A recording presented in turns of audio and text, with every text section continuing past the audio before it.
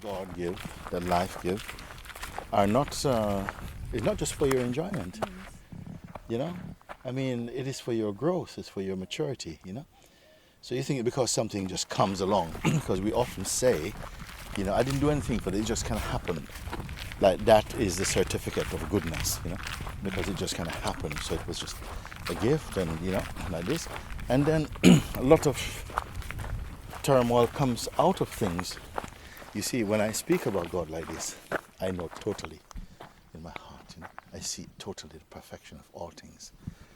But if you speak it, it can sound like, but why would God do something like that? People would go like, you know, but why would God do something so messed up? You know? I said, but it's messed up only from your mind. You are not as yet have the maturity to see the broader beauty of all of this and the power. I mean, it's not that God made things to be beautiful and something. Man wants things to be beautiful, and everybody have a different idea of beauty. God has to satisfy all these different ideas of beauty. You know, it doesn't work like that. And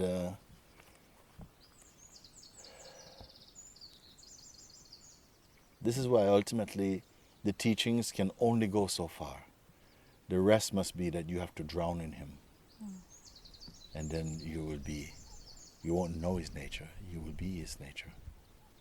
Then you will know. You see, if you know first, then you stand apart like you as a knower and the knowledge and the thing known. But when you merge in Him, and then you have the capacity begins to emerge in you as a child of God, or as the harmony of God playing. And it's very different, that very different mind from the mind that is conjured up through the phenomenal mind, the ego mind. It's very different. It's not whole mind. It's always partial. And it's not impartial, it is partial. It is always seen from a certain way. And this is where conflict comes. It's not whole mind, you see. Because if I begin to talk more about the ways of God, I can't stop. I can't stop. And then also the more I talk, is like the more limitation it seems. The more I talk, you know, it's like the broader I put it out, the more I seem, but that doesn't even touch God's toenails yet. And the people who listen, they want to listen, and, oh yeah, okay, we got that now, and so it's like this. Or they're listening in a very kind of like, in a different way. But when I talk about God, it's just for joy, it's not for education.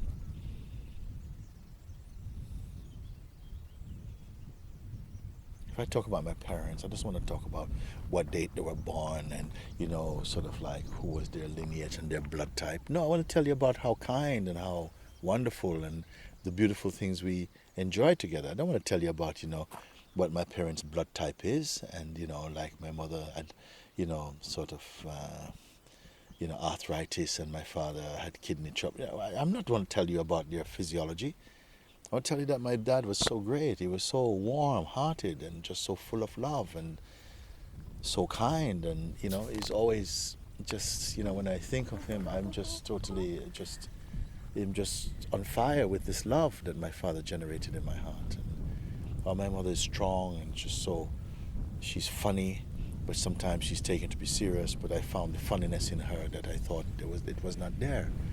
That's what I want to say. I don't want to talk about her birth certificate and who her great-grandfather was. I'm not interested in that so much. A little bit maybe. When I speak about God, I don't want to talk about, look at all the wonderful trees that He made, and you know, sort of, I can say about this, and I can say, you know, like, you know, he's sizeless, and, you know, he's like in every atom. No, I say he's so full of love, and just gives all this, He puts every capacity in these bodies to love and to find Him, because it's all what He generates, this ability to perceive and to experience and to know Him through His creation, and to just rejoice and just to be happy that you exist and that you are He. This is, I mean, what more can I say than this? You know, I don't want to talk about just, you know, I see it's all Him. He made all this stuff in the trees, but I quickly forget them But I can't forget the love because it carries me every day. It's breathing through these lungs. It's kind of, it's, people say, you have so much energy. Like this. He's him. When I go to sleep, it's him. When I wake up, it's him. There's no space. There's no atom I want to save for me. I don't want to save one atom as me. It's all him. So when it's all him, then I have the confidence to speak and relax. I said, because everything is all him. And I'm not him. I'm not giving him to somebody else. He's not else. He's the life here. And he baptized the mind and took it out of the seat of delusion and dream and awakened it into the Supreme. This is how I want to talk about my Father. I don't want to talk about the mechanics and all the different levels of consciousness. Oh yeah, okay. But he's there everywhere. This is why when the disciples asked Jesus, can you show us the Father? And he said, what are you saying? Have I not been among you for so long? You see? He said, because what? He's one with, he said, through God, through me you're knowing God. Through what is here you're knowing God. God is revealing himself to you through this body that you're calling Jesus. You see? And there's nothing in here to separate itself as Jesus from God. It is only him. But because of the play of humanity, I have to be Jesus, you see. And I have to call you, Jennifer. I've got to call you Gayatri. I've got to call you Krishna Bai. I've got to call you, Janaki. I've got to call you like this. I have to refer. And you have to refer to Mooji. But it's all him. Guruji, sometimes the greatest pain is, it's like God has put this yearning for God inside me, and I even feel blessed to even have had that, because that itself is such a, there's nothing more than that. What fortune to have that. But it feels like the yearning, sometimes it's yearning. It doesn't feel, it feels like to have this idea of something less than God, this arrogance to have this identity, is such pain sometimes, because the yearning is there for God, and it's like it's only God who can fulfill it. It doesn't really feel like sometimes that there's anything that I can really do other than just to sit at the feet of God. You can do this. You're always sitting at the feet of God. You're always sitting in the heart of God. And God has given you the capacity to use the light of consciousness to reflect.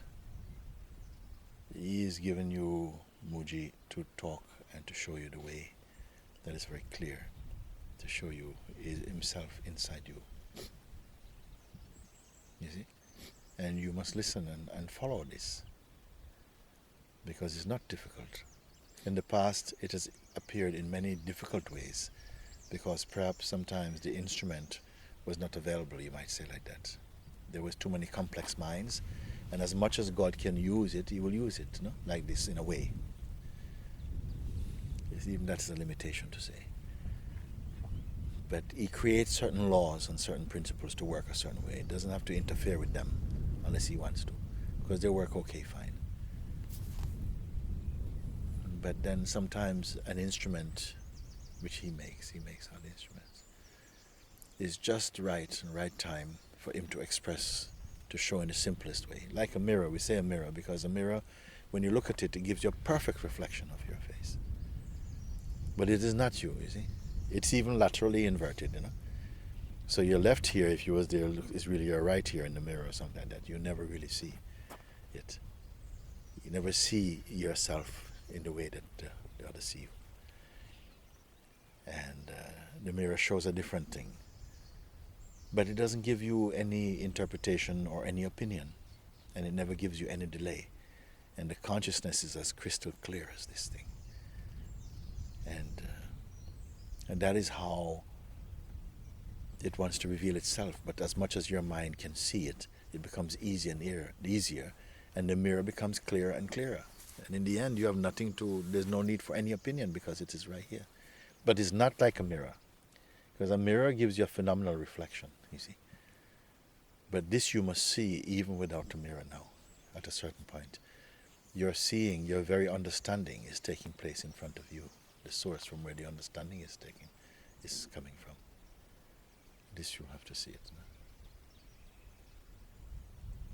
Because in God, God is not like a library of knowledge. Not a library of, of gifts.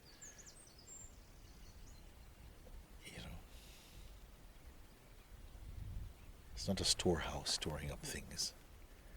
It's so spontaneous, all things.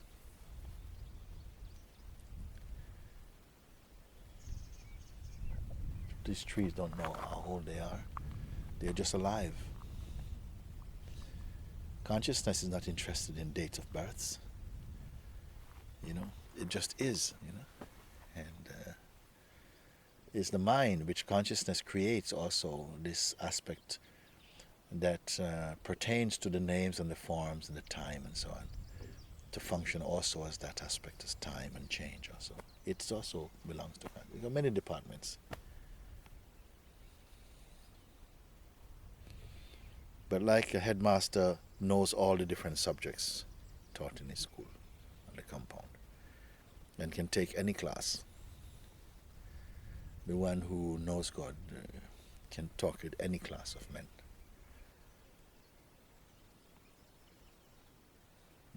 Because it goes to the essence, not to the kind of complexities, just to the essence, show them the essence. Because always we're looking for the essence. If you're not searching for the essence, you're creating some complexity. You see. If I speak about my parents, if I want to tell you about my father and my mother, and I tell you only their genealogy and their physical state and the date of birth, what star sign they are and stuff like that, I am not introducing you to them. There's something outside, they're just information.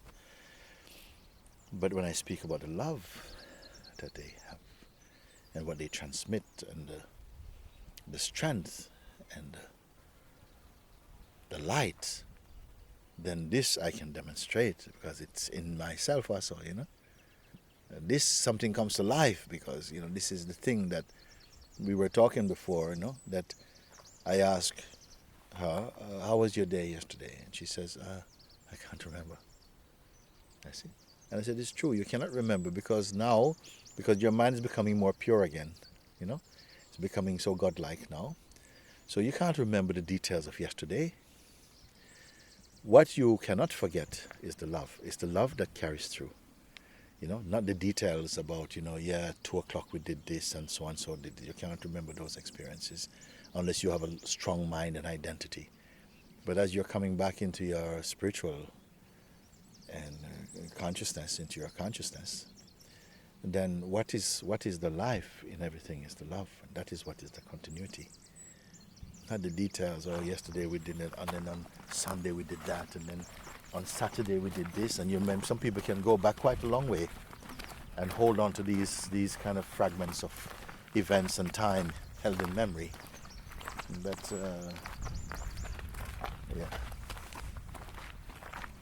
and also there are some people also, they are so holding on to the idea they have of themselves that even if they were sitting with God, you see, it would just become a kind of memory.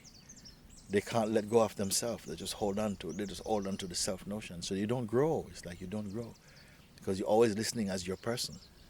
This is very bad. This is the most poor. That's the most poor, visitor. The one who just keeps up only holding on to their self notion. They're always nothing is allowed. The light is not allowed to go to the core,